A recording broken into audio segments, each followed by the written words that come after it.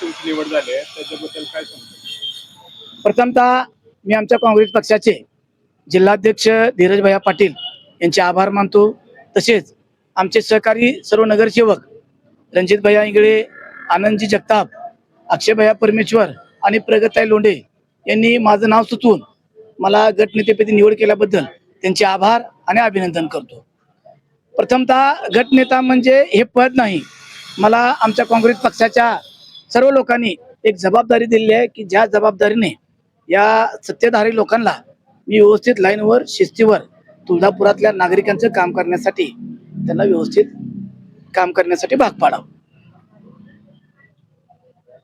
तुळजापूरच्या स्थानिक लोकांच्या काय समस्या असतील, आरोग्य, स्वच्छता याबद्दल तुमचं काय म्हणते, धोरण काय असेल? परवा दिवशी सर्वसाधारण सभा झाली। त्या सर्वसाधारण सभेनंतर आम्ही सर्व काँग्रेसचे नगरसेवक आपल्या जलशुद्धीकरण केंद्र आणि पुरवठा केंद्रापाशी आम्ही पूर्ण पाहणी केली। याचं कारण असं होतं की तुळजापुरामध्ये असमानता पाणी वाटपामध्ये काही भागात 1 तास, काही भागामध्ये 45 मिनिट असं पाणी जातंय।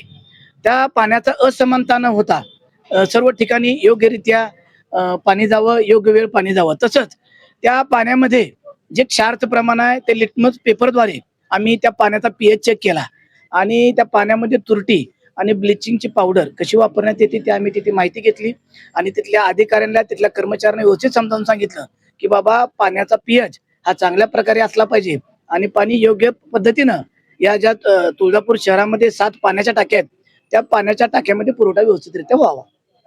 आम्ही मुख्याधिकारी आम्ही आणि स्वच्छतेचे कर्मचाऱ्यांनी बैठक घेतलेली आहे।